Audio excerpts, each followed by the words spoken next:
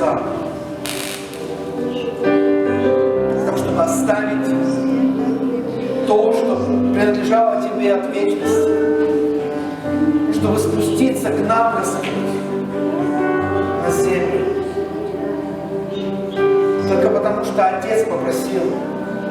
Потому что сердце Отца, оно взывало, сердце Отца, оно искало того, который отпал, Адама, и в Адаме отпавшее все человечество, каждого из нас. Бог видел каждого из нас. Каждого, которые приходили в этот мир, пришли или придут.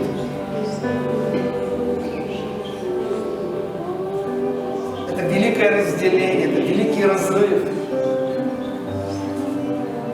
ради которого должна была быть принесена совершенная жертва. Совершенная жертва. Господь, мы до конца еще ее не понимаем. Потому что если мы, Господь, имели глубину понимания, глубину откровения, Господь, мы жили бы по-другому, мы, Господь, двигались бы по-другому, мы поступали бы по-другому.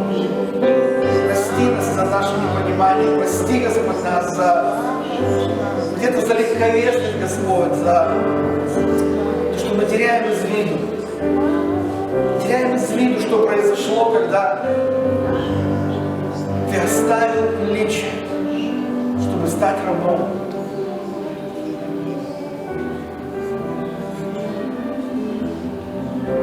Чтобы рабов сделать великими.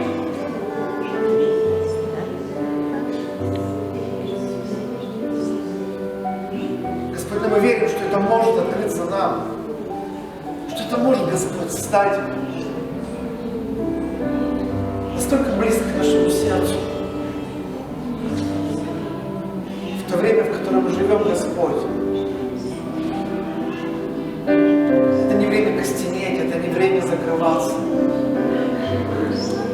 Это время держать открытым очи нашего сердца, открытым держать слух, Господь, нашей души, нашего духа. Потому что Бог хочет говорить, потому что Бог хочет делать. Потому что Бог взывает прежде всего к своей церкви, к своему народу, чтобы через церковь сделать известным начальством и властям многоразличную премудрость Божью, сделать известным все, что Бог будет делать.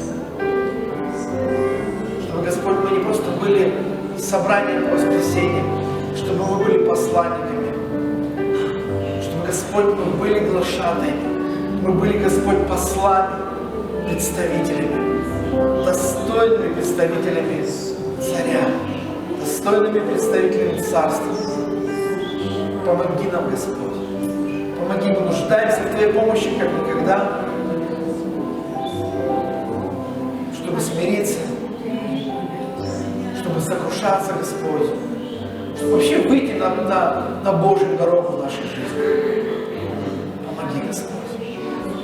Без Тебя мы не можем ничего. Мы дышим по Твоей милости.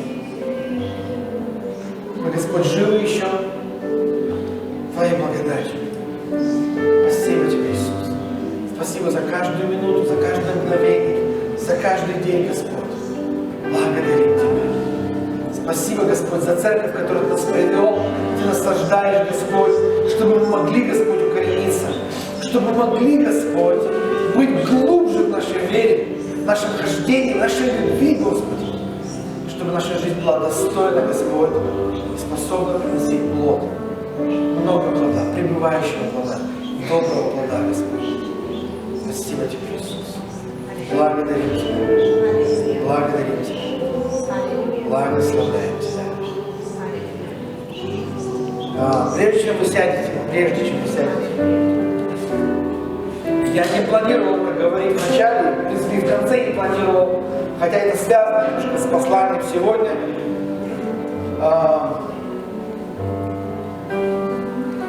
Два свидетельства.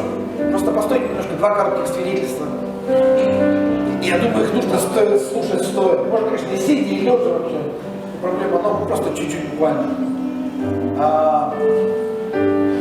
Бог очень сильно двигался в одной церкви, я думаю, двигается и дальше, знаете, по-разному двигаться, иначе, знаете, как там форточки вылетают, шум, там, волосы дымом на спине. Просто двигался через слово о смирении, слово о жертвенности. И это коснулось многих, но свидетельство было о пару братьев в церкви. Один, который услышал о том, что как важно увидеть нужду, восполнить ее. И вы знаете, Библия говорит, если ты имеешь две одежды, отдай одну. У тебя, по крайней мере, одна останется. А если ты идешь один путь, и кто-то просит тебя о помощи, какую-то меру одну, кто-то просит тебя о помощи еще, сделай это, пройди с ним еще одну меру, помоги ему. И один человек просто решил, у меня есть дом, хороший дом, приличный дом, но есть люди, которые нуждаются. И он продал этот дом, переехал к родителям, и деньги, которые были проданы за этот дом, отдал на помощь бедным. Другой человек пошел еще более пошел. Я не буду употреблять слова немножко как бы усиливающие, что ли, но я сейчас хочу о чем сказать, когда прежде скажу второе свидетельство, чтобы, знаете, это не вопрос, знаете, в любой секте могут замотивировать, что ты все, отдашь последние штаны, тебе пообещают, там, что завтра ты разбогатеешь там, или там какие-то, я не знаю, там, вечные какие-то. Нет, мы в Царстве Божьем. И если ты что-то захочешь отдать, как сказал Бог, хотя бы 1 рубль, там, не знаю, медный или с чего он там, оловянный или не знаю, с какого сплава, или ты будешь готов отдать какие-то сокровища, это только потому, что у тебя есть отношения с Богом, ты Его знаешь, ты Его так любишь, потому что ты знаешь, как Он тебя любит. И все, что ты делаешь, это просто в послушании, то, что Он вкладывает в твое сердце. Вот что есть вера, что есть здравость, что есть норма. Это когда у тебя, не потому что у тебя какой-то там проповедник, телепроповедник или еще кто-то что-то скажет. Нет, это когда Бог просто приходит в твою жизнь, и ты с чем-то просто расстаешься, не потому что не могу, там, не знаю, еще что-то, да, или... Потому что Бог может прийти к тебе не во время проповеди, Он ночью к тебе может прийти, разбудить тебя и скажет, отдай это, или пойди туда, или сделай что-то. Это разные, но вот такое свидетельство, как человек, он узнал о другом человеке, у которого были проблемы с почками. И он получил такое понимание для себя. Я верю, он получил от Бога, потому что он верный прихожанин церкви. И это было не решение, которое там, ну что он за это ему заплатят много там, или... У него нет ни одной почки, а у меня 2. Есть Библия, которая говорит, есть 1-2 одежды, ты можешь одну отдать. Может быть, для кого-то это сумасшествие, а он получил откровение такое. Ну, у меня 2, я с одной как-то преодолею. Люди, знаете, для родных людей отдают. Кожу отдают, когда кто-то обгорает, еще что-то. А здесь просто вот человек, который в нужде. И он отдал свою почку. Я не говорю, что мы должны почки пойти отдавать. Я даже не говорю, что нужно снять что-то из себя, или с квартиры выйти, еще что-то. Я говорю о том, что фокус. Нам нужно иметь отношения с Богом. И только тогда мы будем делать то, что Бог. Потому что Бог знает. 3 тебе почки нужно, 5 тебе нужно, я не знаю, там, или чего у тебя там, да? Вербы, зебры. Давайте сейчас закроем глаза. Немножко, ну, чтобы отстраниться. Иногда такие примеры, они будоражат, кто-то, ой-ой-ой, когда. Прежде всего, фокус на том, чтобы быть ближе к Нему. Чтобы просто приблизиться к Нему. Заглянуть в Его глаза. Знаете, как ребенок, который бежит, прыгает на колени к своему родителю, обнимает его. И потом спрашивает: папа, а что это в груди у тебя стучит? Я слышу тук-тук, тук-тук, что это?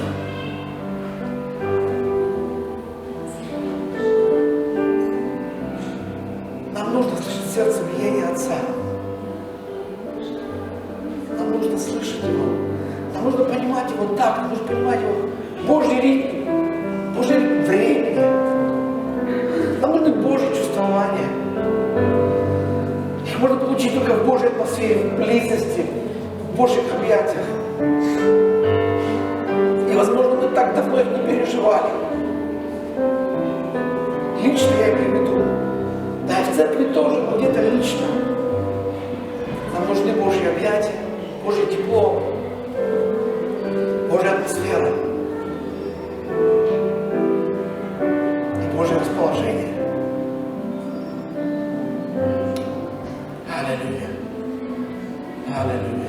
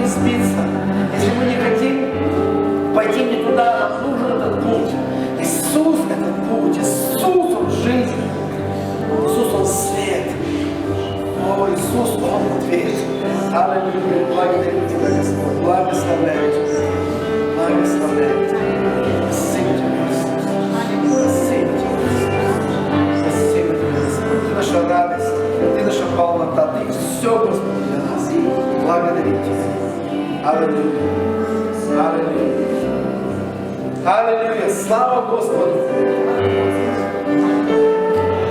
Аллилуйя! Скажи что-нибудь своему соседу. Что у тебя есть сердце ему сказать? Что, чем Бог капнул тебе, налил, благословил тебя. Аллилуйя! Спасибо, драгоценный Дмитрий. Спасибо, служители. Спасибо вообще всем, все, кто служит. Всем. Ты сегодня служишь, ты пришел своими ножками, чтобы послужить. Благодарим тебя, Иисус. Благодарим тебя. Аллилуйя. Аллилуйя. Иногда кажется, когда нота такая минорная, пожалуйста, присаживайтесь.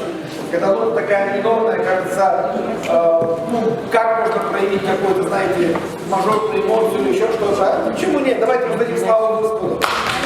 Аллилуйя. Он по-другому достоин. Он достоин мажора всегда. В самом высоком большом его проявлении. Драгоценных у меня сегодня так много, что все надо успеть. Я не имею только проповедь. Как вы знаете, я люблю проповедовать, да? Два нюанса по поводу объявлений. Выезд будет не только подростковый, будет молодежно-подростковый. Мы хотим, чтобы молодежь имела контакт с подростками. Нам важно, мы видим эту необходимость и важность, мы как старшие поднимать и обладать молодежь, чтобы молодежь, она могла видеть подростков в лицо, воочию.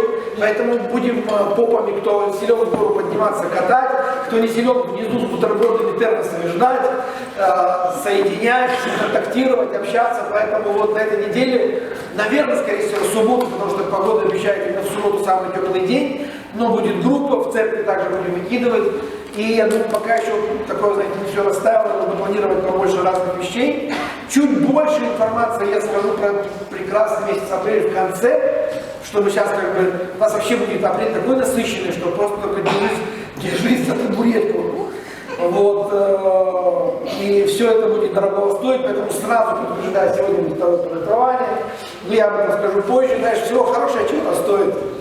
Вот, и то, что вы вкладываете в Чурапчу, это, знаете, стоит того, чтобы люди там отказывались от алкоголя, от блуда, от грехов. И я вообще думаю, нам нужно усиливаться. Мы миссионерская церковь. И мы не церковь мысли о миссии или слов о миссии. Мы церковь, которая должна начать шевелиться. В этом плане, по крайней мере, с молитв. С молитв должно начаться, потом с даяния, потом с тех из вас, кого мы будем, или вы сами побежите. Потому что когда тебе Бог скажет, ты сам к нам придешь, за грудки нас возьмешь и скажешь, я за свой счет куда хотите, только отправьте. Вот так будет, поверь, верю, вот так, что будет.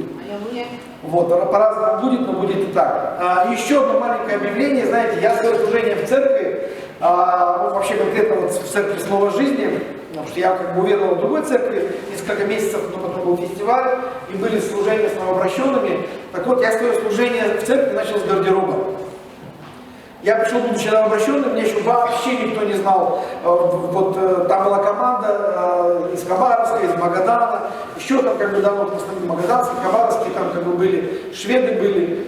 И я пришел, как бы уже, как я уже был воцерпленный, как бы отчасти, я был в Хабаровске уверовавший, и мне хотелось служить сразу, как бы. Я пришел, там братья на этом стоят на гардеробе, о, брат, привет, я там, не знаю, может, почему они, как бы, знаете, с такой легкостью перепоручили мне гардероб, возможно, они очень хотели на собрании быть.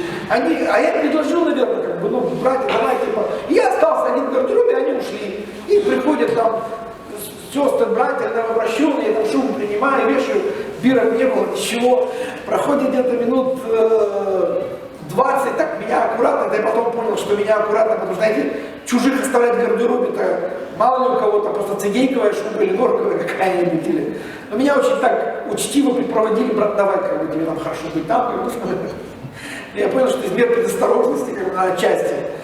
Вот, и я сегодня просто зашел в гардероб, ну, я тоже раздеваюсь, как бы, да, и я увидел просто такое увещевание, когда вы приходите в гардероб, знаете, вообще церковь — это семья. Церковь — это семья, и мы должны думать друг о друге, и не только о себе. Как бы, да, и поэтому там так расположено удобно, что там трубочки такие, прикрепленные к потолочку, там вешалочки. И когда ты вешаешь свою курточку, то тебе нужно ее вешать не с краю, чтобы потом кто-то нечаянно, продираясь, уронил твою куртку, там, не знаю, там зацепил, развернул, еще что-то. А оно неудобно, когда уже висит. Тебе нужно повесить сразу же рядом, с которой висит уже ближе к стеночке. Потому что не удивляйся, если ты придешь сегодня, пастор добрый все перевесил. Ну, в смысле, конечно, это не страшно, но потому что когда я зашел повесить свое, уже я смотрю, висят с краю 3 штуки и дальше там наполовину. И потом такой провал как бы с вешалками, но неудобно даже просто. Поэтому когда ты приходишь, я не знаю, может ты там торопишься быстрее пораньше убежать, не проблема, убегай, но все равно вешать надо так, чтобы тому, кто после тебя, было удобно. Аминь? И все сказали аллилуйя. Хорошо, это вступительное. Мы последнее воскресенье, как я сказал, будет серия проповедей. Захватит, скорее всего, и апрель. Предпасхальный, как бы все это будет вот на то, чтобы нам меняться и меняться к лучшему. Поэтому серия будет называться «От минуса к плюсу твоей христианской жизни». А сегодняшняя проповедь называется так: «Служить Богу или любить Его». Служить Богу или любить Его. Кажется, как бы тоже, знаете, да, не совсем оксиморон, как бы, ну, как бы тоже, как бы, а что есть разница между служить и любить? Но сегодня попробуем в это вникнуть, потому что, опять же говорю, это не просто как одна проповедь, это вот прямо одно вытекаемое из другого. И мы говорили о теплом христианстве в предыдущее воскресенье, и мы говорили о том, как служить Богу остатками, то есть служить по остаточному принципу. И это не работает. Точнее, это работает в нашей жизни, бывает часто, но Бог хочет, чтобы так не работало. Чтобы мы были тепленькими, и это вообще не христианство, и чтобы мы не служили как бы на тебе, Боже, что нам уже как бы не нужно, да, и мы не говорим о даянии. Это может касаться чего угодно, отношения, времени. И вы знаете, я прям, как бы сказать, прям ощущаю некую такую, пока еще легкую турбулентность в своей жизни. Потому что, знаете, всем комфортно. Кто из вас когда-нибудь летали хоть раз в жизни на самолете? Вообще всех, кого вижу, вообще рад всем. Ну, кого-то просто вижу, кого-то не было, поэтому не скажешь там, о, наконец-то. Нет, просто все рады. Все летали, все переживали, наверное, турбулентность, да? Турбулентность вообще неприятное состояние. Приятно, когда ты сел, а еще лучше вообще заснул и проснулся, когда уже тебя разбудили, чтобы приземляться. Вообще замечательно, да? Тебе уже турбулентность по колено, по барабану, все. Но если ты не засыпаешь, вот это начинается подтряхивание, как бы ты с асфальта на гравийку съехал, а потом вообще на стиральную доску, и ты понимаешь, что ты по дороге едешь, как бы. Знаете, я себе часто так себя как бы утешаю, как бы ободряю, что это просто гравийная дорога, как бы. Ну, надо просто потерпеть, когда новая асфальт ждется. Но ты понимаешь, что ты в воздухе, там под тобой 11 тысяч, как бы, да, и скорость 800, там, 800 с лишним, да, и как-то не хочется, чтобы гравийная перешла в кювет. Потому что кювет это метр 2-3, как бы, а там Поэтому всегда молитесь перед тем, как вам взлетать, молитесь, когда летите, когда турбулентность, тоже молитесь.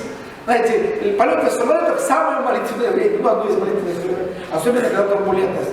Так вот, когда сейчас я прохожу, исследую вот, то учения, те проповеди, которые я исследую, знаете, они меня подтряхивают в хорошем смысле. Потому что они начинают заставлять думать о тех вещах, о которых я думал, что уже в принципе уже как бы думать и не надо. Но я попытаюсь сегодня немножко это вот как бы до вас донести. Поэтому вот как мы вспомнили, да, что мы говорили о теплом христианстве, служении остатками.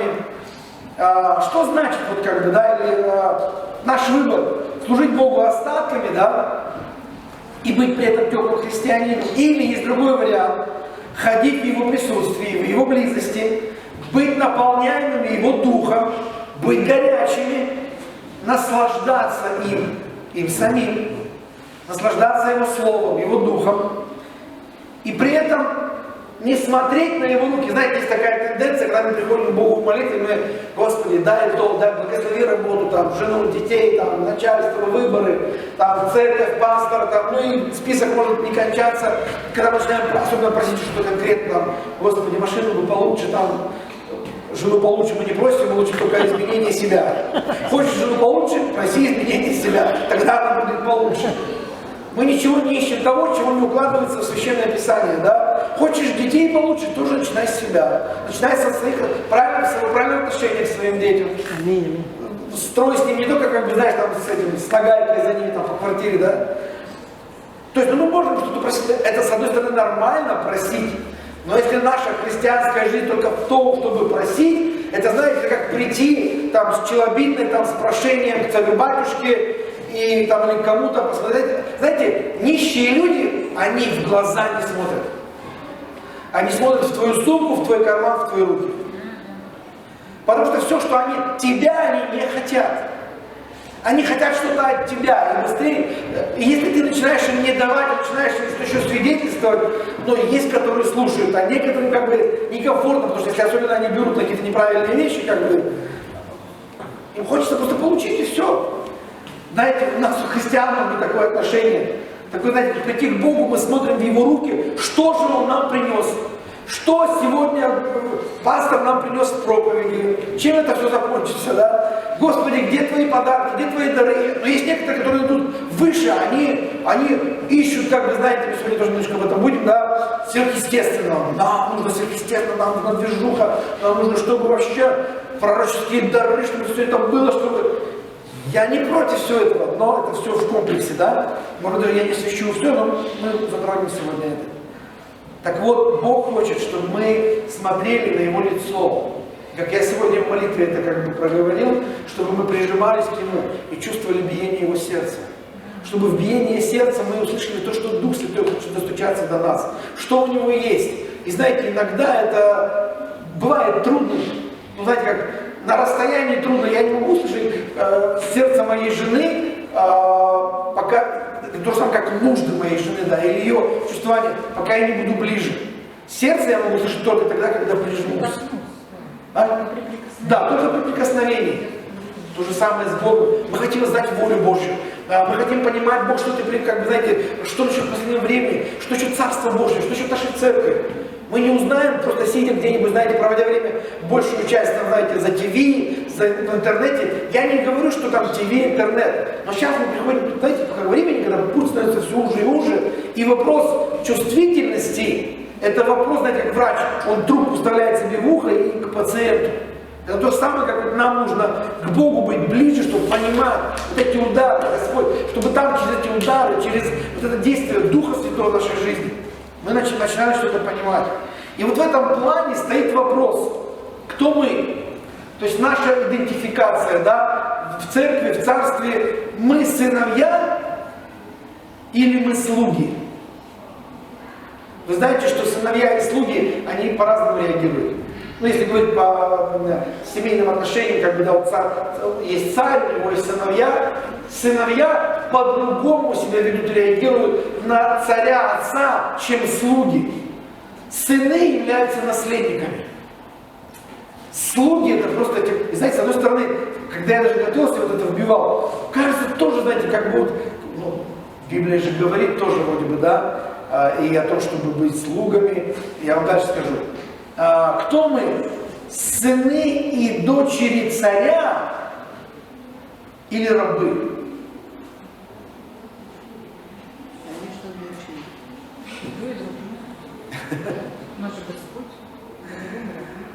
Знаете, когда с Богом мы можем быть и сынами, и слугами.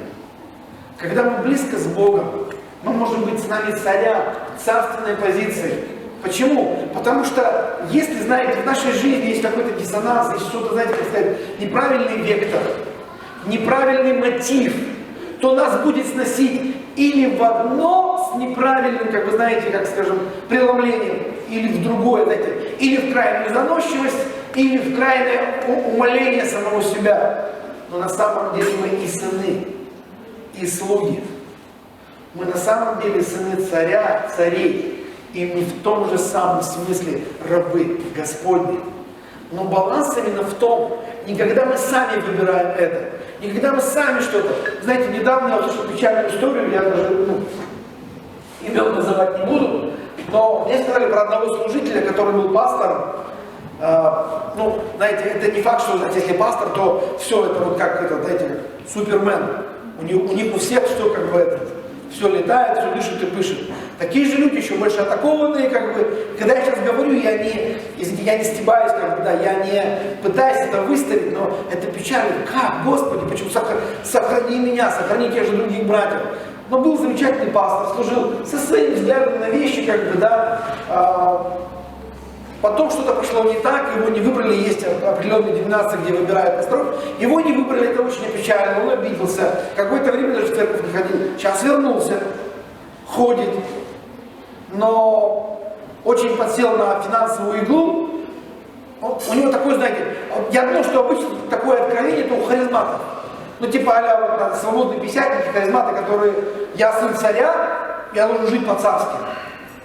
Не вопрос, живи, просто когда тебя Бог отцарит, тогда и живи, как бы, да. Вот, извините, у меня нету дома, есть пастора, которые дома свои большие, Бог их благословит, слава Богу. У нас нет пока своего дома, мы вообще в муниципальном жилье живем. Но мы не на улице живем. У нас, слава Богу, почти отдельный туалет, почти отдельный душ, мы это делим всего лишь с одним соседом. Всего лишь с одним, который полноты недели, половины недели его почти не бывает. Но мы почти отдельно живем, почти, с охраной. Знаете, в больших домах охрана в домах живет, да, во флигелях или еще что-то. Так вот, этот пастор, он теперь ходит в церковь, как бы стал ходить, как бы, если он был пастором, сейчас он, наверное, просто прихожанин. Но у него шиза вот это, знаете, просто вот, просто сестра рассказывала, он в кредиты залез. С идеей, я должен жить по-царски, я сын царя. В кредит на кредите, кредитом погоняет. Кредиты тоже отдельная история, не об этом сегодня, не о финансах. Ну ладно, знаете, это полбеды еще кредита. Я не знаю, сколько там еще бед, но одна беда, это и смех, и грех. Я не знаю, кто в это верит. Если у вас здесь, помилуй вас Господь. Есть христиане сегодня. Ой, Боже помилуй. Хорошо, поехали дальше. Я уж извиняюсь, как бы это такое отступление, да? Мы, как христиане, иногда в том состоянии, когда мы не считаем, что мы теплые, как бы, да, мы ходим в церковь, мы можем проявлять Богу лояльность, трудиться, расходовать силы, время, средства, свою жизнь, но при этом можем быть как сын. Вы помните историю про блудного сына, притчу про блудного сына, где не про блуд, обычно акцент на блудном сыне. Но сегодня акцент в памяти как бы той притчи, когда, помните, сын, который был с отцом, старший сын. Есть, называется, синдром старшего сына, который, когда пришел с покаянием блудный, отец ему: на тебе кафтан, на тебе золото, на тебе оркестр, на тебе, в общем, все, призвание новое тебе, все тебе на, радость, сын вернулся, нашелся. А старший там где-то за кулисами или где-то недовольный: ну вот, я-то с тобой никуда не уходил, служу тут, пашу, работаю, славлю, молюсь, даю. Знаете, я думаю, знаете, это притча не только, не знаю, о чем это притча. Конечно, это притча об отступниках, это и притча о тех, кто в церкви, религиозные могут быть чересчур. Я знаю, это нам предупреждение, что мы как церковь были готовы, когда Бог волной приведет отступников, которые были и лидерами, и служили, которых ты, возможно, знаешь, только чтобы мы не встретили как отступников, и которые были, по крайней мере, встретили как детей Божьих. Да, если даже они заблудились, Библия говорит: сам смотри, ты стоишь, как бы не упасть, чтобы тебя тогда кому было поддержать. Давай будем сегодня готовы кого-то поддержать, чтобы и нас, возможно, кто-то завтра мог не уронить. И знаете, вот это состояние, как бы, да, осуждения. Почему? Почему вот этот сын старший, да, он не понял сердце отца, он делал все для отца, но у него не было с отцом отношений. Скажи: отношения. Что такое отношения? Отношения — это быть вместе. Смотри, отношения, или другое слово взаимо, когда, да, это общение. Это когда люди проводят время вместе. Там, где они начинают доверять друг другу из-за того, что проводят время вместе. Там, где у них появляется желание чаще встречаться, они уже рады друг другу, их уже тянет друг к другу. Они уже с неохотой расстаются, когда собираются, да? Кто-то, может быть, сейчас даже узнает себя, какие-то дружеские там подружки, там, какие-то, знаете, вот, там, ну, не девичники, в смысле, как мероприятие, а вот, то есть вы давно уже, вы общаетесь, вы дружите, вы в церкви, у вас там какой-то там вот между собойчик, да? И у вас привязанность, зарождается привязанность. Вы уже то, что расставаться, вы хотите быстрее снова встретиться.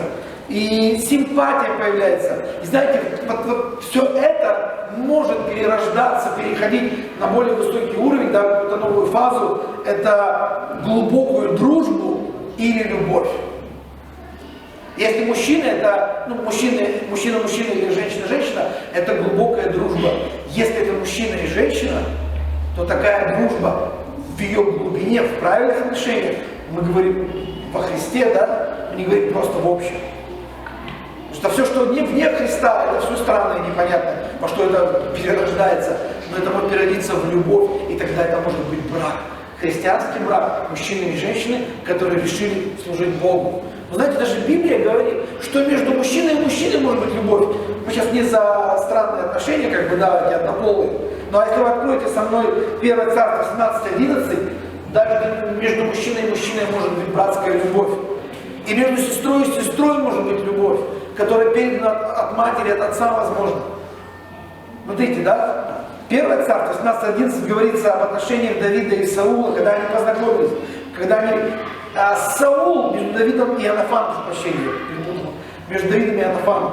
Это сын Саула. Саул со временем ненавидел Давида за то, что Бог его поставил на царство и признал его. Но сын Саула, смотрите, какое разное отношение, да, написано здесь. Когда закончил Давид разговор с Саулом, душа Иоаннафана прилепилась к душе его, то есть Давиду, и полюбил его Иоаннафан как свою душу. То есть они настолько были захвачены друг другом, это не говорится о каких-то странных отношениях, это были глубокие, это любовь в сторге. Те виды любви, которые те, кто в Библии, да, это братская любовь, это неразрывная. Хотя, знаешь, очень часто я сам вижу у меня детей, как дети между собой. Почему дети не могут ужиться? Почему в церкви, дорогой, почему дети не могут ужиться между собой? Они слишком долго проводили времени, и не все у них было ровно между собой. Ну, так часто в церквях, как бы, да? Кажется, одна семья, любить должны друг друга. Ну, как в естественной семье я вижу, легче людям найти понимание из разных семей, когда они на короткое время встречаются. Они даже сокровенно могут делиться, а в своей семье не всегда так выходит. Ну, тому есть определенные причины. не сегодня, возможно, об этом. Вы знаете, но про взаимоотношения. Про взаимоотношения, которые все-таки Бог, конечно же, хочет, чтобы у нас были добрые отношения. Как ты думаешь, Бог хочет, чтобы у нас были добрые отношения? В смысле, а что у нас пастор недобрый? Ну, давай, если честно, хотелось бы, чтобы было добрее. Так или нет? Может, у тебя добрый с тем, кто тебе добр, но есть те, кто кажется тебе, что не очень добры к тебе. Или вообще равноудаленно, или вообще отстраненно. Но мы же в семье, я попытаюсь сегодня, пусть Дух Святой будет показывать сегодня, над чем нам есть работать. Это, как вы знаете, все рядом, все параллельно, все вместе. Так вы знаете, Богу приятно такие же отношения, как описывается в Библии, между Давидом. Там много таких примеров. Ну, вот Давид и Иоаннафан, да? Бог хочет таких же отношений с нами. Вы знаете, что такие отношения у него были с Адамом? Адам был сотворен не для того, чтобы пахать на земле, как, кстати, Министерство сельского хозяйства. Для Бога все устроено, там, Эдемский сад. Нет, это все само собой. Бог хотел общения, Бог хотел отношений. Был Адам, он хотел, Бог, знаете, не потому, что Бог нуждался, Бог хотел кому-то отдавать себя. Бог хотел с кем-то делиться, передавать все, что у него есть кому-то. Он не мог, я сейчас не буду ходить в учение о Троице, да, они не могли сказать, потому что они и так были эти полны, Отец и Дух Святой, они были полны, им нужен был кто-то еще. И вот был создан Адам. И потом грехопадение, вся эта история печальная. Но смотрите, что он видел в Адаме? То есть, что это было отчасти, да? Он видел, конечно же, если кто-то говорит так, что Бог управлял всей вселенной, как, знаете, царь над всем. Но человек как царь, как говорят в окружении царь зверей, да, ну как бы лето зверей, да, или царь творения, да, царь земли. Он поставил его царствовать на земле, дал ему владычество, владыкой. И Богу нравится давать, делегировать, разделять, наполнять. То есть он хотел его сделать наследником.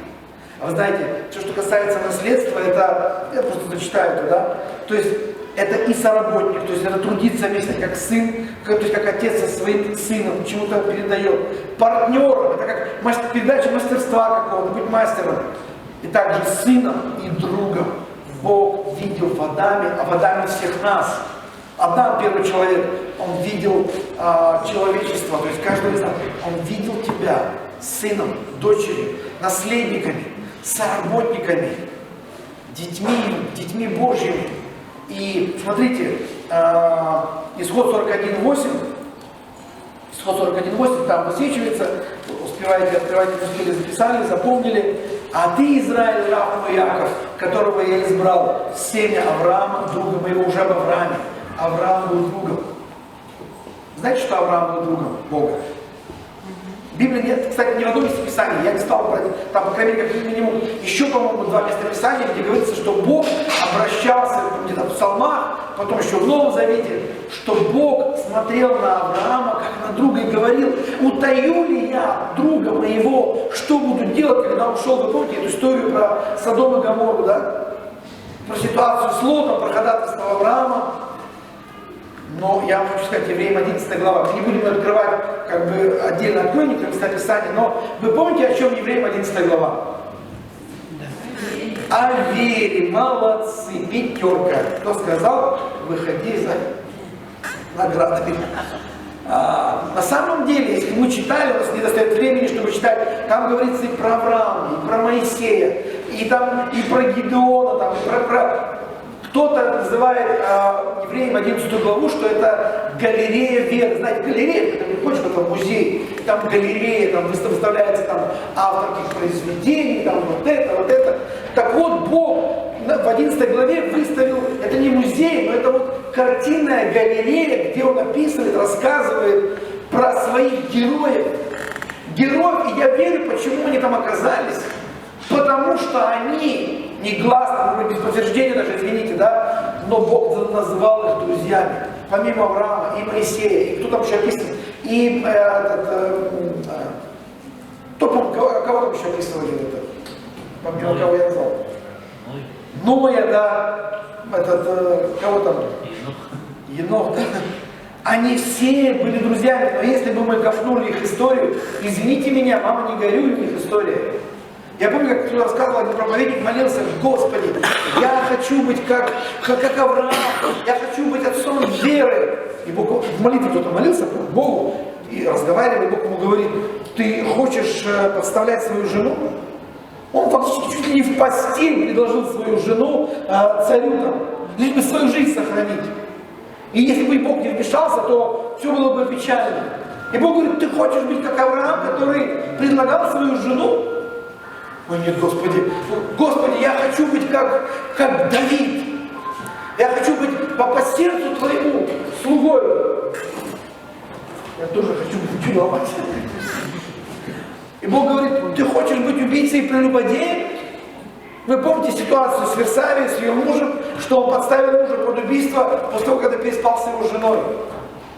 Знаете, но Бог поместил их туда, несмотря на все их минусы, потому что есть Божьи плюсы на их жизнь, и есть Божьи плюсы на твою и на мою жизнь во имя Иисуса Христа.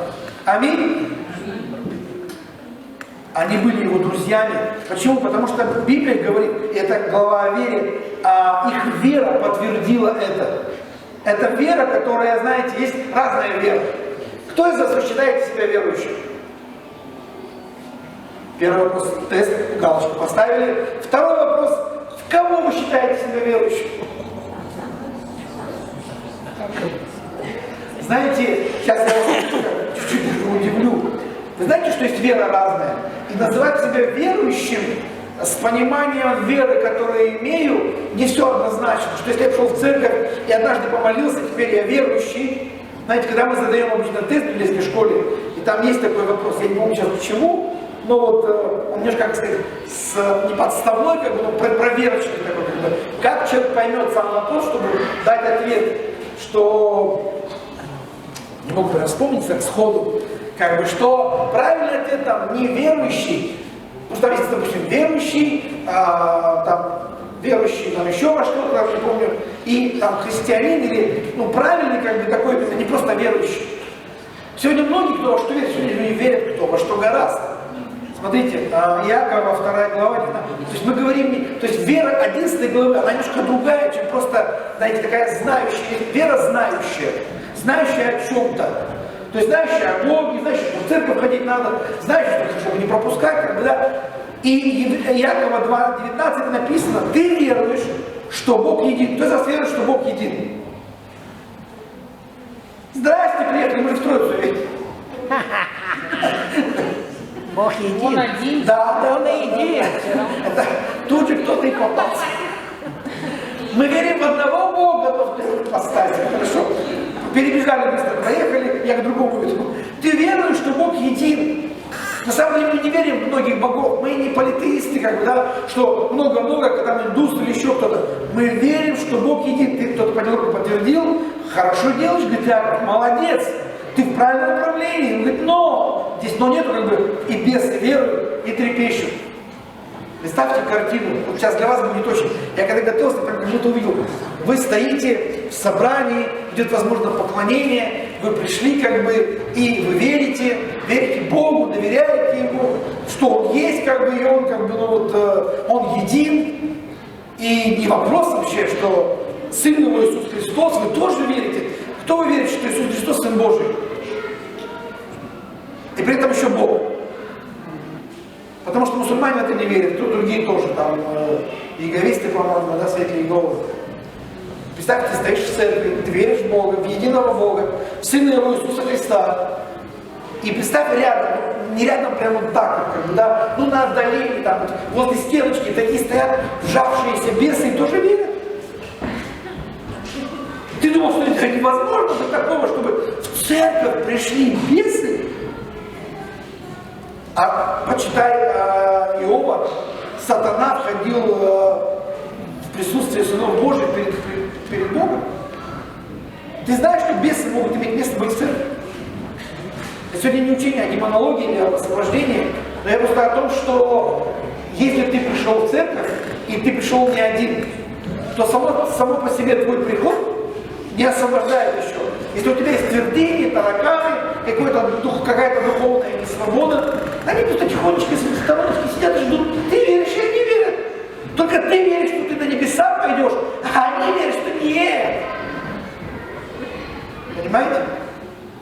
Нам нужна вера, не просто, знаешь, если мы идем, и вдруг к нам прицепилась, знаете, какая-то идея, и мы не освободились от чего-то, как некоторые ходят с идеей, что можно ходить в церковь и курить. Да я вам скажу, можно ходить в церковь и даже изменять жене и мужу. Выпивать можно по-тихому, а иногда даже не очень по-тихому, и можно ходить в церковь. Даже наркотики можно принимать и ходить в церковь. Ой, я сейчас дальше вообще пойду. Можно даже ходить в церковь и убивать людей. Знаете, некоторые убийцы, они, когда на дело идут, у них там есть в машине там, под сиденьем пистолет, а здесь у них иконочка так приклеена. Потому что они как бы, знаете, киллеры даже более некоторые богобоязненные, чем некоторые верующие в церковь. Знаешь, все это можно, как сказала одна сестра, но мне это не нужно уже, я свободна. Свобода – это вопрос моей веры, моего доверия, моей близости с Богом. Так, чтобы бесы не стояли возле стеночки, ждали, когда собрание закончится, и когда я выйду, чтобы они, опа, пошли-ка, подумаем, а выпить нас сегодня или не выпить, покурить или закусить, или что-нибудь еще. Я вот не юморю, как бы, но понимаете, есть смысл в этом, да? Потому что это более явное проявление, а у кого-то, вы знаете, там мозги набегали на какие-то неправильные вещи, я не знаю, там, не свободу, еще что-то. Так вопрос, когда мы приходим в церковь, бесов уже не должно быть с нами. Это не прямой сегодня текст, а сегодняшний, как бы, да, но вот как бы задело, зацепило. То есть есть духовная брань, есть там, где нам нужно разбираться с определенной несвободой. И я бы себя сейчас поднял, кто из вас свободен на 100%, я вот сейчас не хочу никого пугать, как бы, чтобы это... В смысле, нам всем в той или иной мере нужна определенная свобода. Кого-то от маленьких человек, кого-то от больших, возможно, нужна. Хорошо, мы говорим о вере.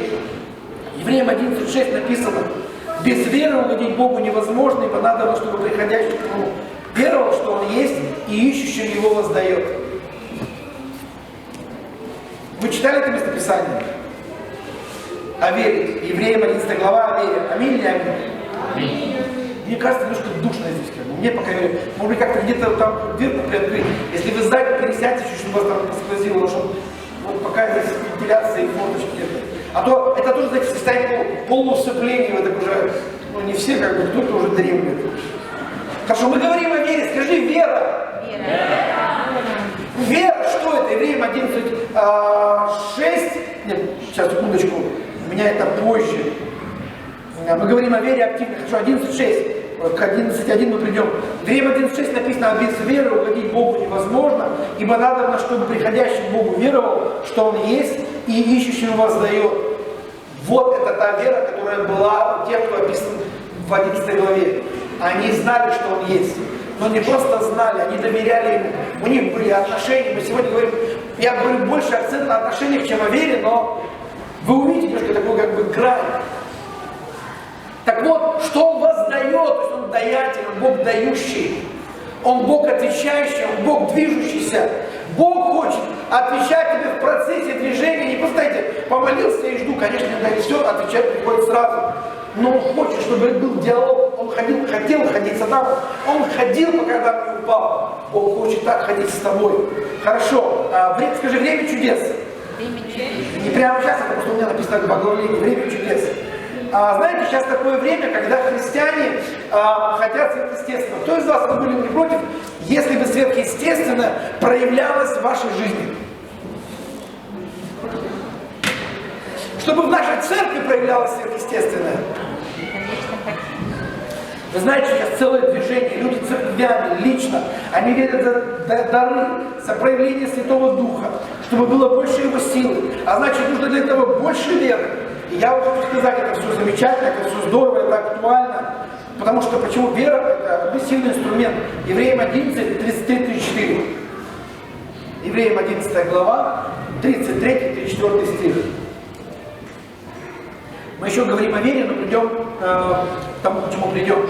Написано, которые верою побеждали царство. Почему о них написано, да? Творили правду, получали обетование, заграждали уста львов, угошали силу огня, избегали острия меча, укреплялись от немощи, были крепки на войне, прогоняли полки чужих. Ты хочешь, чтобы в твоей жизни хоть что-нибудь, чего-нибудь из того, что Библия говорит, начало проявляться и действовать? Или чтобы ты молился за больных, они бы исцелялись. Чтобы слово знания, может быть, я не знаю, там, да хоть просто вера, благовествие, чтобы пришла. Чтобы страх ушел, а вера, благовествие пришла.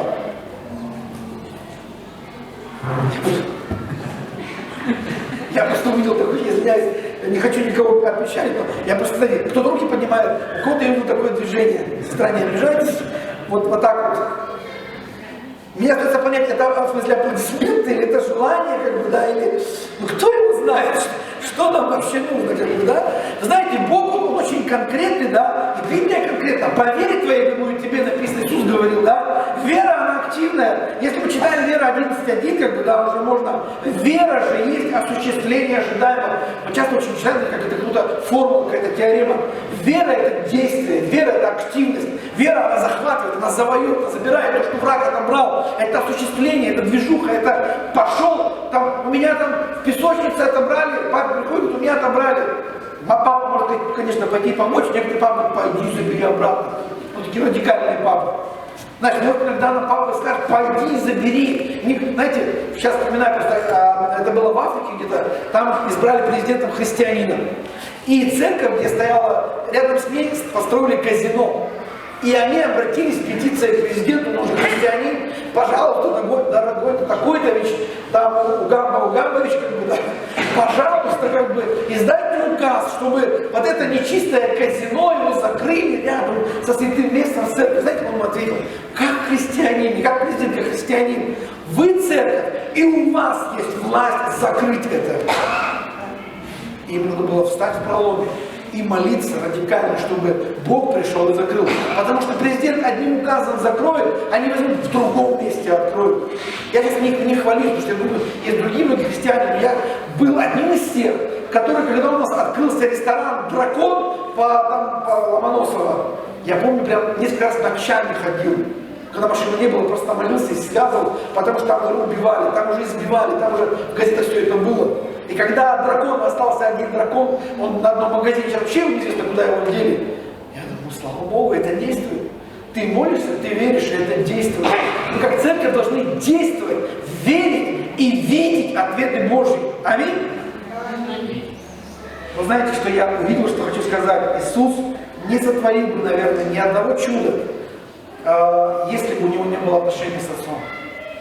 Когда мы читаем Писание, он говорит, все, что увидел у Отца, меня Отец послал. Он не брал, как вы знаете, там что-то к себе, но все, что он делал, чтобы воздать славу пославшего ему, угодить, исполнить волю Отца. Хотя, знаете, я подумал, но в принципе ведь у него уже была божественная, Божья природа, да, божественная природа. И он был безгрешен как человек, потому что был рожден от крови Отца, Духом. То есть у него не было греховной натуры. Его родила женщина, но не от крови, своей от крови Духа, от крови Отца. И я думаю, он мог бы все-таки совершить эти чудеса, даже если бы он не имел отношений с Отцом. Но вы знаете, ситуация в чем? Как часто сегодня мы, как верующие в церкви, мы ищем даров, мы ищем пробуждения, мы ищем, знаете, каких-то вот таких вот вещей, и потом такой удивляешься, узнаешь, тут там куда-то не то понесло, туда куда-то не туда вылилось. Нам не нужно искать даров. Нам не нужно, знаете, я не против, в принципе, когда есть какие-то пророческие семинары с пророческими возгреваниями. Супер! Я думаю, что нужно, знаете, возгреть себя, чтобы с Богом иметь отношения. Нам нужна молитвенная жизнь прежде всего. Не просто, знаете, посетил семинар и стал консультантом чего-то.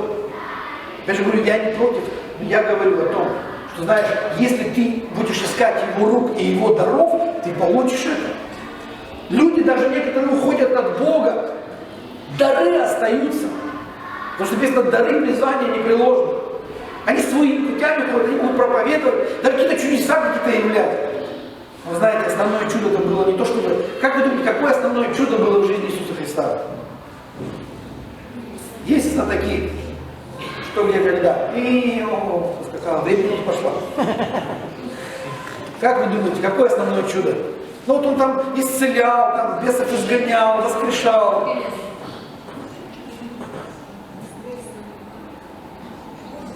Основное чудо было пойти на крест. Потому что воскрешение это следствие. Если бы он ушел на крест, он бы не воскрес. Основное чудо было это умереть.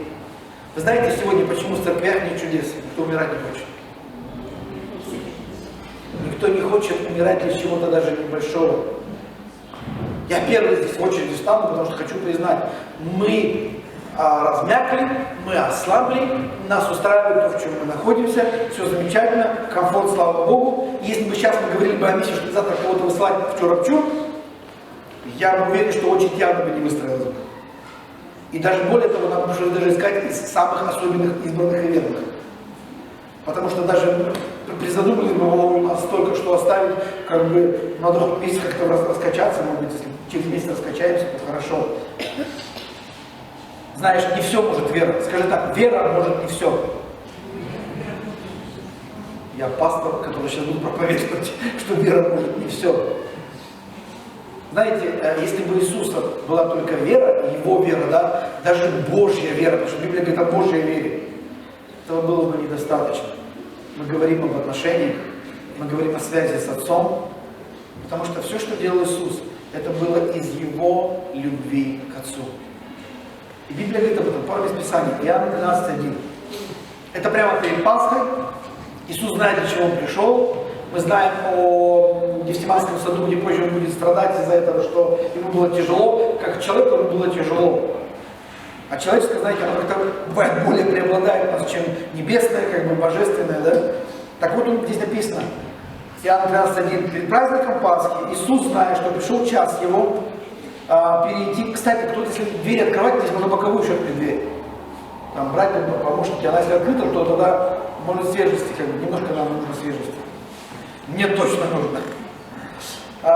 Перед праздником Пасхи Иисус, зная, что пришел час Его, перейти от мира сего к Отцу, то есть отдать себя, о чем Он говорил, доминует чаша, как бы, да, явил делом, что возлюбив своих сущих в мире, до конца возлюбил их. Знаете, что Иисус сделал, да? Он пошел на крест ради тех, кого Он возлюбил, конечно, прежде всего, тех, кому Он проповедовал, с кем был рядом, и, в общем, всех. Он возлюбил, Он, если бы не любил, Он бы не пошел на крест.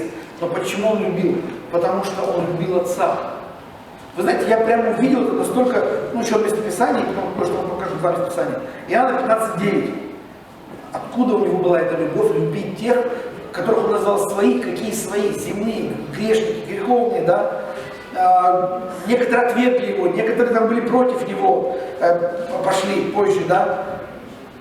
Иоанна 15:9. Как возлюбил меня Отец, я возлюбил вас, прибудьте в любви моей. Когда Иисус говорит, прибудьте в любви моей, знаете, о чем Он говорит? Это то, что сегодня не хватает церкви. Он говорит, говоря, прибудьте в любви моей, Он говорит, прибудьте в любви Отца. Меня возлюбил Отец. У меня любовь Отца. Я вам не даю что-то свое, я не выдумываю. У меня не какой-то новодел, у меня не какой-то, знаете, там ноу-хау. У меня то, что от вечности Божья любовь.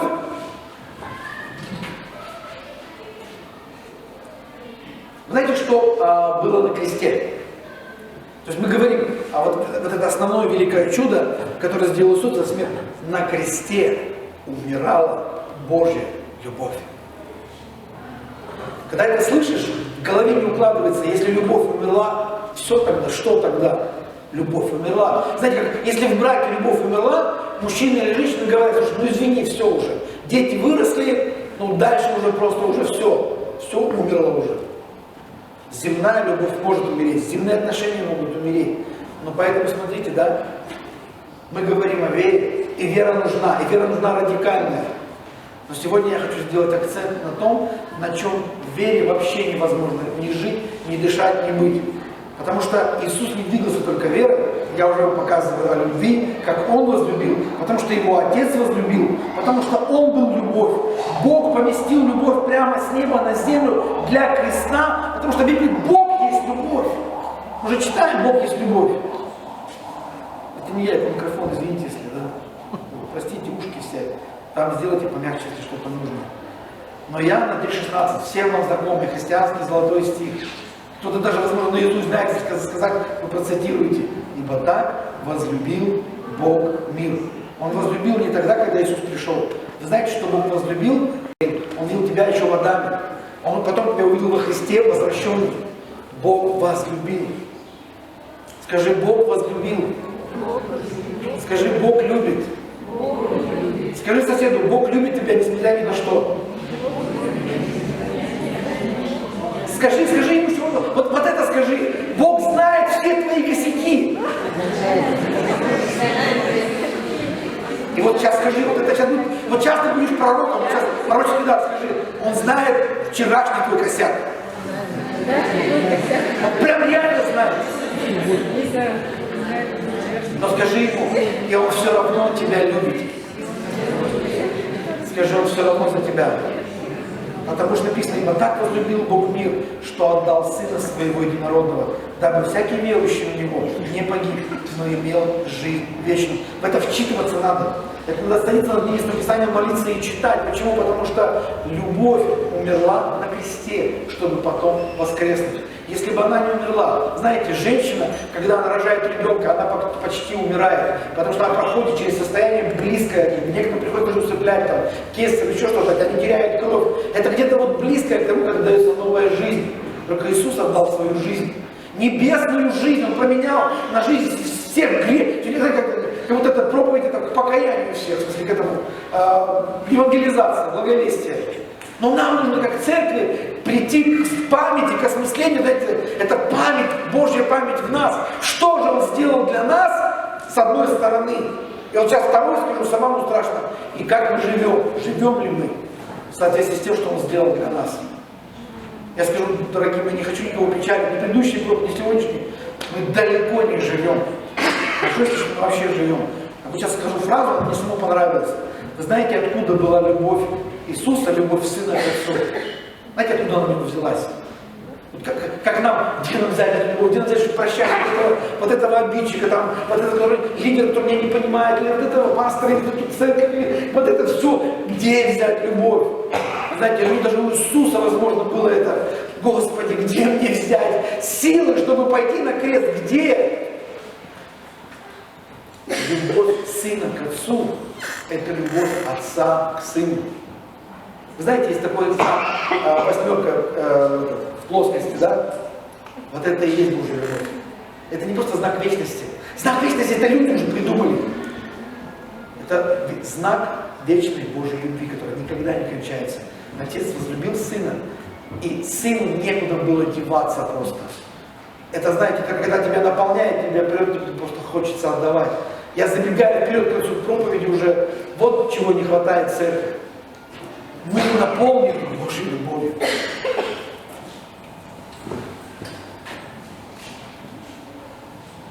Галатам 5:6, я уже немножко вперед бегу, впереди паровоза. Откройте, я сейчас одну такую присказку, как бы, знаете, вроде как шутливую, что ли, но печально при всем. Галатам 5 глава, 6 стих. Послушайте, прежде чем будете читать, хотя даже если прочитали, да, есть такая присказка, как бы, да, я какое-то время назад услышал ее.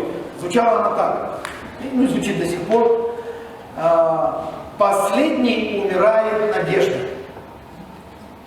Ну, слышали, да, что надежда умирает последней. Но есть такое, последней умирает надежда, сказала вера, убивая любовь. Знаете, иногда верой можно заколотить кого-нибудь просто в гроб. Можно верить, довести там, верить надо, но твоя вера, она вера Божья, чтобы радикально идти и достигать, или достигать и при этом, несмотря, знаете, там, локтями, там, не волнует, там, чувства, эмоции или еще что-то, как Галатам 5:6 говорит, во Христе не имеет силы ни обрезания, то есть ни закон, ни что-то, да, но вера имеет место, но вера, действующая любовью. Вера, действующая любовью. Я нисколько не умаляю веру. Нам нужна вера, нам нужна крепкая вера, добрая вера. Такая, знаете, добросовестная, доброкачественная, да? Такое слово какое-то другое, доброе, такое, старое, какое-то русское, добрая изба, да? Добрый хозяин. Вы когда-нибудь слышали такую фразу? Здесь нет любви. Может быть, даже сами говорим, может даже про себя. В этой церкви не особо любят, нет любви. Может быть, слышали того, кто уходил уже, как бы, может, вам говорили на домашке. Знаете, я тоже слышал такие от кого-то там, где-то вот напрямую или... И знаете, раньше я мог, как бы, оправдываясь, сказать так. Ну, это просто люди, которые вот, знаете, те, кто вот в любви, это не чувство эмоций, они с нами, как бы, да, вот... просто это потребительское отношение, такое, так говорить, нет, как нет любви. Мы же здесь, в смысле, не злыдни какие-то, как бы...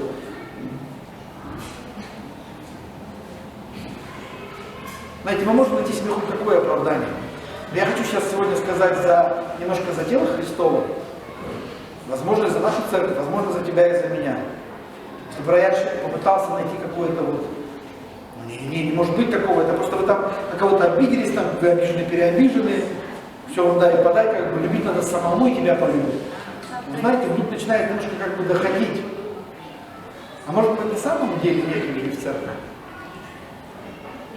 Драгоценные. Как вы думаете? А если покопаться, если как-нибудь глубже?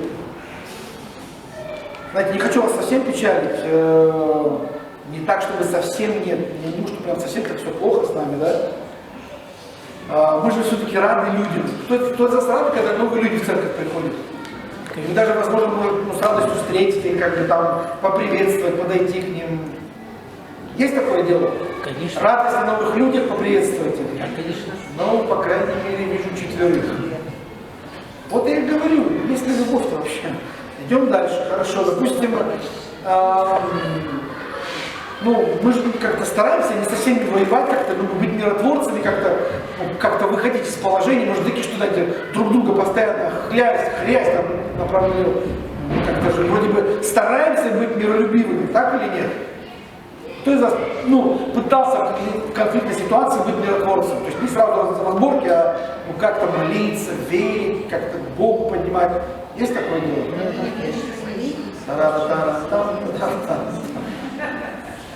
Так, хорошо.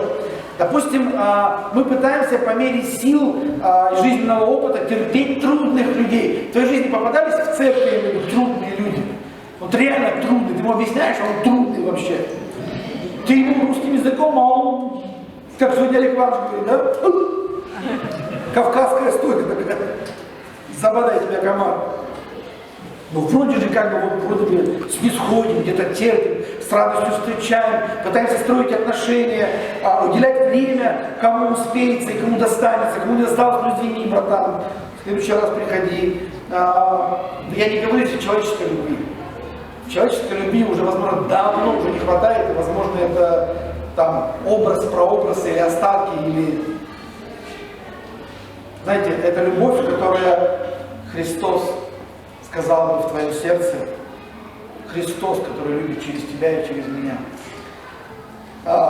Филиппийцам, буквально, я уже подхожу к завершению, Филиппийцам 2 глава, 6-11 стих, прям буду быстро читать, написано: «Он, будучи образом Божьим, не почитал хищением и равным Богу, но уничижил себя самого, приняв образ раба, сделавшись подобным человеком, по виду став, смирил себя, быв послушным даже до смерти и смерти крестной». Потом дальше говорится, прочитайте, «И потом его Бог вознес во славу Бога Отца». В 11 стихе заканчивает. Знаете, почему у нас не достает людей? Потому что мы все на своем уровне движемся, уже привыкли, уже где-то оценим, где-то знание, где-то мудрость. Знаете, а любовь Божья, которая видит дальше, чем можем видеть мы, терпеть больше, чем можем терпеть мы, отдать, уж если не почку, так хотя бы, я не знаю, там, рубль, который Бог тебе говорит отдать, там, или благословить, молиться, может быть, хотя бы. Знаете, если мы хотим Божьего, кто из вас, мы поступаемся, мы к этому ближе еще, да, но как бы немножко забегаем наперед, вы все-таки хотели, чтобы в вашей жизни было больше Божьей любви. Я не знаю, понимаете сейчас, на что подняли руку, что я спросил. Я не имею в виду, чтобы вас больше любили, чтобы вам было хорошо, чтобы, я не знаю, что еще сказать, как бы. Я не говорю об эгоизме принятия, в смысле, или о том состоянии, где бы о вас думали, заботились. Я говорю о любви, которая через вас была. Иисус пришел не для того, чтобы получать, написано, Он пришел, чтобы отдать. Он пришел, чтобы проявить, Он возлюбил своих. Мы говорим об этой любви, и я говорю честно о себе. Ты уж о себе сам подумай, я не могу говорить за тебя, что вот этой любви сегодня в церкви не хватает. Мне страшно сказать, что ее совсем нет. Я думаю, не все так страшно, но близко к тому, что к краю, чтобы понять, что нужно уже где-то увидеть, развернуться, где-то понять, увидеть. И как я думаю, я испытываю легкую, это еще легкая турбулентность. Когда, знаете, я хочу исповедоваться, быть честным, да, не прям, что там прям правду матку, но как водитель я очень терпеливый водитель. Я очень быстрый водитель, моя жена знает, я люблю быструю езду, я люблю никуда не опаздывать, я люблю, чтобы никто передо мной не тормозил, как бы, я не стараюсь быть нарушителем, но я такой вот живчик активный, как бы, да, стараюсь не нарушать почти, но когда передо мной какой-то, знаете, тормоз встанет, Или кто-нибудь начинает меня или подрежет, или знаете, влезет для предо мной без знака показать, или вообще я. А там перед ним вообще колонну можно вставить. И не обидит эта полоса. Прямо думаешь, слов на тебя не хватает. И иногда хватает, и не всегда бывают такие нелестные слова. Но знаете, недавно я просто что-то прочитал, где говорится об отношении, и я об этом сейчас буквально по-быстрому. Давайте буквально еще местописание перед этим. 2 Тимофея 3:5. То есть мы говорим о христианстве, которое мы ходим в церковь, мы такие все как бы, ровные, как бы, да, детей приводим с собой, как бы, дома стараемся, как бы, дома, правда, знает жена и дети какие мы, да, добрые. По крайней мере, в церкви, там, где-то, хорошо, если в мире нас не знают, что мы верующие, как бы, да, а если знают, тем более, вроде бы, но 2 Тимофея 3:5 написано, имеющий вид благочестия, силой же его отрекшийся, таковых удаляйся. Я не знаю, как вы понимали вот это местописание. Имеющие вид благочестия, потом правильно, застегнутые, как бы, да, все хорошо говорят, все правильно, места Писания могут цитировать. А вот силы его отрекшиеся, это о чем? Там помазания нету, там, или что там, не силы к исцелению нету. Как вы думаете, о чем силы его отрекшиеся? Пару примеров, чтобы я сам собой как бы не размышлял, как вы думаете. Вот отречься от его силы, это от чего отречься? Это от чего нет тогда? То есть вид есть, а чего-то нет. Слышать Бога. Веры. Смирение. Все, спасибо там. Все. Не хватает до Иисуса.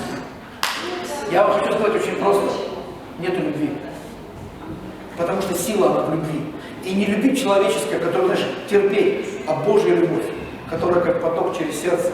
Нам нужен поток Божьей любви, нам нужно вставать. Отношения с Иисусом это и есть. Когда ты имеешь с Ним отношения, когда ты имеешь отношения с Его Словом, когда Слово имеет отношение с тобой, когда ты открыт к Богу, когда Он тебе говорит в простых вещах. Вы знаете, последние пару дней, я знаете, как езжу. Кто-нибудь опять какое-то телодвижение тормозное, как водитель, да? И у меня поднимается как бы добрым словом, да куда ж ты лезешь? И вдруг я вспоминаю, что я прочитал, а ты можешь этого человека другими глазами увидеть. И не потому, что я раньше этого не понимал. Но знаете, мы недавно, если ты корейцы, мы ездим, как сказать, да, вот здесь христианская жизнь, здесь у меня эмоции, здесь еще что-то. Последнее оглавление и последнее местописание. Он есть любовь, это в Иисусе. Скажи, Он есть любовь. Запятая. А что течет через нас? Если Он есть любовь, а что через нас тогда течет? Знаете, в Евангелии от Матфея, Матфея 25 глава, сейчас мы прямо в Матфея закончим. Я уже домашнее задание дам. Вы что-нибудь получаете, если что-то вот приходит на ум? Хоть некоторые, слава Богу. Матфея 25 глава, 42-43 для начала. Там идет ситуация, где Иисус, вообще Матфея 24, да, 25 глава, где Он говорит, вот есть козлы, есть овцы. И Он эту историю описывает, Он эту историю объясняет. И вот 42-43 стих написано: «Ибо алкал я, и вы не дали мне есть, жаждал, и вы не напоили меня, был странником, и не приняли меня, был наг, и не одели меня, болен, и в темнице не посетили меня». Вы знаете, позже он вообще осуждает этих людей на вечную казнь. Мы это чуть позже прочтем. А что происходит? Вот здесь дальше, в 45 стихе, те люди, которых он осудил, потому что они не уделили ему внимания, не дали ему чего-то, он говорит: истинно говорю вам так, как вы не сделали это одному из сих меньших, то не сделали мне. И 46 говорит: и пойду сии в муку вечную. Вот то, что я прочитал, я с вами делюсь в сжатом режиме, это то, что я переживаю несколько дней. И автор говорит так, я прям зачитаю: насколько изменилась бы моя жизнь, если бы в каждом человеке, вот сейчас о себе немножко подумаем, потому что мы о себе только должны прежде всего думать, да, пробовать к себе, насколько бы изменилась моя жизнь, если бы в каждом человеке, которого я встречаю в жизни, я видел бы Христа. Сейчас сделаю паузу. Скажи честно сам себе, в каждом человеке ты видишь Христа. Ситуации жизненные разные. Я прочитаю, а у тебя свои, наверное, могут быть.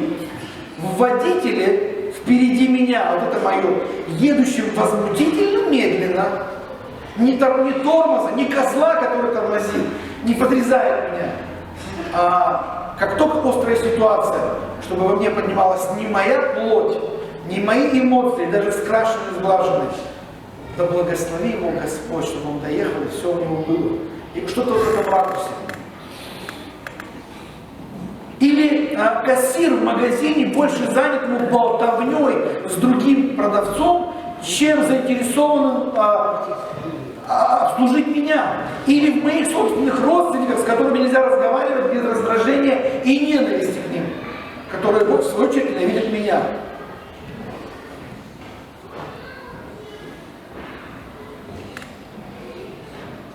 Теперь посмотрим другую ситуацию. Также 25 глава, 37-39 стих. Он говорит к тем, которые с другой стороны. То есть были те, которые не обратили внимания на тех, кто рядом. Говорит: Господи, когда мы видели Тебя алчущим, накормили или жаждущим, напоили, когда мы видели Тебя странником, приняли, или нагим и одели, когда мы видели Тебя больным или в темнице и пришли к Тебе. Иисус дает ошеломляющий ответ в 40 стихе. И царь скажет им в ответ: истинно говорю вам, так как вы сделали это одному из сих братьев моих меньших, то сделали мне. Иисус говорит, что мы являем тем самым реальную любовь. Любовь к людям, которые нуждаются в этом. Возможно, они бедные, возможно, они ранены, возможно, они чем-то измучены. Но он говорит здесь, как бы, знаете, о внешних. Я сегодня хочу сказать, как нам любить внешних, как сегодня говорилось, как бы, да, вот за те, которые за стенами, этот псалом, который: Господи, вот я пошли меня. Если мы сегодня по-хорошему мы друг друга в семье Божьей возлюбить не можем. Я не говорю, что все так плохо, но я реально говорю, что что-то должно измениться. Потому что когда они придут, последний пример, я делюсь немножко из книги, которую читаю, книга Фрэнсиса Чана «Безумная любовь». И он говорит, к нему в церковь, в его церкви покаялся, это уже было там лет назад, сколько-то, покаялся бандит, он даже, по-моему, главарь банды был, одной из банды там в Сан-Франциско. А знаете, в бандах, как бы, ну, кто-то может быть, большинство вообще не знает, что это, но если ты в теме, если там в какой-то группе, да, если ты завязан, там все, знаете, таким жгутом завязано. Там вырваться просто вообще нереально невозможно. И когда он покаялся, он просил молиться, потому что, потому что там такие завязки, там кровные, там родственные, там на крови, там кого-то вместе чуть ли не убивали, там, то есть за это тебя могут сдать за это, как бы, то есть повязано по всем негативным вообще, как бы, да, и обычным негативным вещам. И люди из страха повязаны еще чем-то. Но он вышел, я много здесь, как бы, людей, которые чудесами просто выходили, там, имея долги, там, или еще что-то из страха, они выходили на свободу. И через какое-то время, говорит, я перестал его видеть, там, прошел там, сколько-то месяцев, говорит, потерялся этот, говорит, парень, там весь в наколках такой. И говорит, я его встречаю, говорит, а что случилось, говорит, почему ты перестал появляться, как бы ходить? Он говорит, я думал, что когда я пришел в церковь, это будет как в банде. Знаете что, если в банде, там, если тебя и подвязали, завязали, то за тебя и порвут.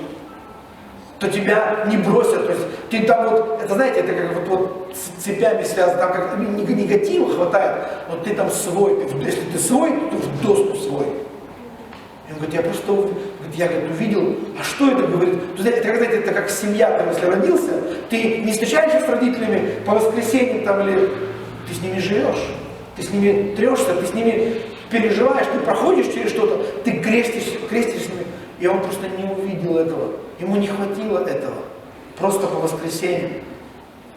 Знаете, когда дальше слушаешь, или вот направление в этом мысли, что состояние или направление, или атмосфера церкви должна быть другой.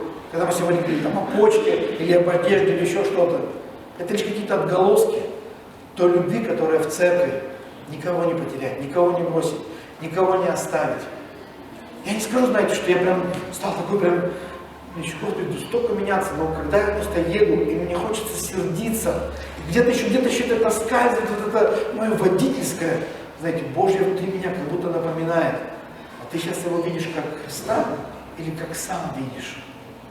И тогда я просто, знаете, если где-то не успел где-то тормознуть, или даже мысли, или чувство это, я просто, как бы, знаете, Господи, помоги, благослови его, благослови. Я хочу быть больше, кто будет благословлять, и меньше проявлять вот это, знаете, негативизм, который можно украсить ко всему по коучу, придя в церковь или вне церкви. Понимаете, о чем я говорю? Потому что если мы читаем, я не помню где, но вдруг, по крайней мере, в Евангелиях, где Иисус говорит, если мы верим, как сказал Иисус, две самые большие заповеди: возлюби Господа Бога твоего всем сердцем, всей душой, всем разумением, и возлюби ближнего своего, как самого себя. Вот если бы это работало, и мы могли научиться чему-то, взять из этого, на самом деле реально, то что подразумевает здесь Иисус? Он говорит, возлюбить Бога и возлюбить ближнего, эти заповеди, они не просто одна с другой, они соединены. Любовь сына к отцу откуда? От любви отца к сыну. Поэтому любить кого-то из наименьших, а наименьших это сегодня кому-то когда рядом хуже, я вижу это и замечаю. Мы замечательная церковь, когда кто шутит, у нас замечательно все замечает. За жизнь лидеров там, или пасторов, знаете, на самом деле мы можем быть замечательной церковью, замечать друг за другом, где помочь, где поддержать, где служить, другое отношение, другой взгляд. Это, знаете, это отношение меня как отца меняться по отношению к моей семье, к моей жене и детям. Это меняться по отношению к лидерам, друг к другу в церкви. Нам что-то должно измениться. Я, может быть, даже не, я не знаю, донес ли я до вас, да, или понимаете ли вы. Я могу лишь одно сказать. Нам нужно больше Христа, потому что Он есть Божья любовь. Нам нужно больше Божьей любви, чтобы она наполняла нас. И уже когда нас придавят, наступят на мозоль еще что-то, чтобы Его любовь вытекала. Так ли это? Нет. Работает ли это уже? Нет. Хочу ли этого? Знаете, как говорит автор, я согласен с ним, у него есть одно углубление. Господи, я не люблю Тебя, но помоги. Мы должны тогда сказать, что мы где-то кого-то не любим. Нам трудно идти в церковь, нам трудно с кем-то встречаться, нам трудно с кем-то соседствовать, нам трудно быть с кем-то в одной домашке. Нам вообще трудно просто жить даже, и иногда легче уже одному остаться, знаете, как типа, с камнем там, не на шее, но просто одному. Но не эта семья Божья. Божья семья – это где мы должны вернуться к первой любви, к тому состоянию, где мы так любим Бога, мы понимаем, что Он нас так любит. И чтобы ты не осталось эмоциональным вот этим, даже для меня сейчас, я думаю, эмоциональным переживанием, которым я пытаюсь до вас донести, чтобы эта эмоция понеслась со мной домой. В моем, когда я буду сидеть за рулем, когда я буду думать о моих детях, когда буду сейчас с кем-то разговаривать. Господи, Ты мне нужен больше. Потому что когда их придут, возможно, я не знаю, может быть не тысячи, да хоть сотни, да хоть десяток. Господи, дай нам каждого из них не как десяток встретить в перечислении, как каждого со своей изломанной душой. А сегодня здесь еще есть изломанный, сегодня здесь еще есть исцеленный. Сегодня еще есть здесь кто-то. Но чтобы мы не говорили или думали изломанный, нет, чтобы мы увидели, а что я могу приложить. Где ему, чтобы мне этот курящий солен не затух. Чтобы эта трость она совсем не сломалась, еле-еле, но хотя бы могу подвязать молитвой или еще чем-то. Дорогие, у меня домашнее задание, причащаю Бога к нам, к себе. Мы перед Пасхой, и не из-за этого, но так складывается. Прочитайте дома. Не достает время, это надо углубиться и не один раз. Исайя 58 глава, со 2 по 14 стих. Там, где говорится о посте, там, где говорится об отношении, даже больше об отношении. Если можно, чтобы было немного аккомпанемента.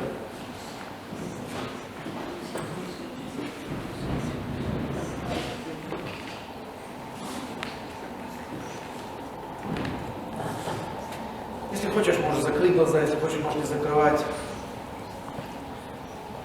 Но закрытые глаза не мешают смотреть на кого-то, отвлекаться на чьи-то эмоции. Иногда бывает трудно, когда стоишь и смотря на кого-то в прославлении, иногда просто улыбка даже может немножко разбить или еще что-то, или что-то, но нет проблем с кем-то в прославлении или где-то еще. Знаешь, иногда наши закрытые глаза, это как будто как тайная комната. Нам нужно больше тайных комнат. Чтобы мы выходили из этих тайных комнат, там, где мы имели встречу с Ним.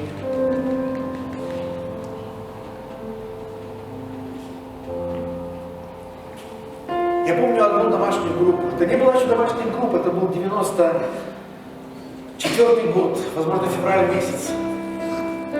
Я попал на одну квартиру, где были верующие, у которых был, видимо, магнитофон, и там смотрели проповедь.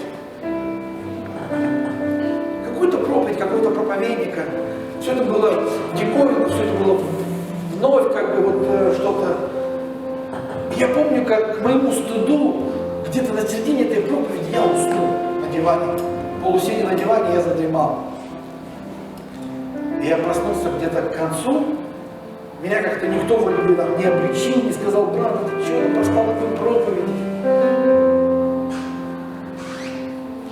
Я сегодня немножко пошутил одному брату, сказал: брат, меня тогда вот давно не было. Это было так с юмором, я потом даже извинился, извиняюсь еще раз. Говорю, тебя как блудного сына давно не было. Да нет, ну как брат просто где-то был. И рассказывали одну историю, как один брат долго не ходил в домашку, он вернулся, и одна сестра. Знаете, тональность тоже имеет значение.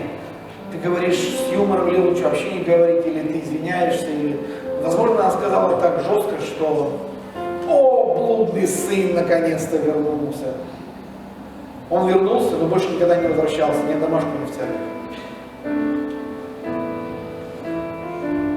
Мы должны думать то, о чем мы говорим, мы должны думать то, о чем что мы делаем по отношению друг к другу, и думать не о себе только, что «О, мне не то сказали, со мной не так».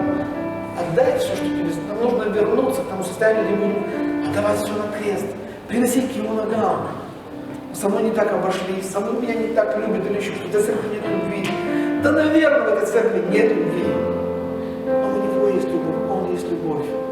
И ты не сможешь ее получить от людей, не сможешь ее получить в церкви. Ты можешь получить ее у Его ног, в молитве. В тихом пении, может быть, в молчании, то там, где ты и Он приходит и садится рядом с тобой. И вот я помню, когда я проснулся в этом немножко глупом состоянии, что я полпроповеди проспал, какое-то обсуждение, какое-то общение началось в небольшой группе, и начали кого-то обсуждать с таким негативным оттенком. Я не знаю, поступил я правильно или нет. Есть времена, когда нам нужно о ком-то говорить, может быть, понимать, в чем человек находится, потому что рассуждение и осуждение — разная ситуация. Лучше, конечно, не осуждать, но рассуждая, видеть выход, молиться, может быть, поучаствовать, помочь, но или хотя бы не ложить там на весы, как бы, да, кирпичей к минусу. Но в той ситуации я просто вспоминаю себя. Знаете, вот то действенное состояние с Богом. Я просто сказал: давайте не будем об этом человеке говорить без Него. Я не знаю, был ли я прав ли я бываю сейчас иногда. Нужно много мудрости, а еще нам нужно больше Божьей любви. Я еще помню, как меня спрашивали: ты придешь тогда и тогда? Я сказал: я не буду обещать, потому что если я обещаю, не приду.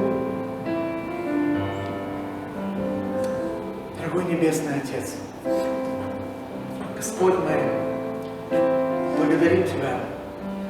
Мы просим Тебя, Господь, мы приходим в нашей жизни, Господь, в это время, к тем моментам, Господь, где нам нужно сделать какой-то пересмотр, нам нужно сделать, Господь, какую-то рефлексию, Господь, переоценку.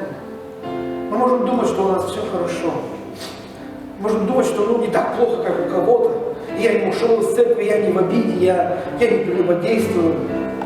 Я люблю своих детей, стараюсь по мере сил проводить время. У нас у каждого будут свои какие-то мысли и оправдания, возможно. Но то ли это того, что хочет Бог, то ли это время, которое мы на самом деле проводим с Ним. Потому что если мы не имели то время достойное, качественное, у нас не будет качественных отношений, у нас не будет доброты, у нас просто не будет любви.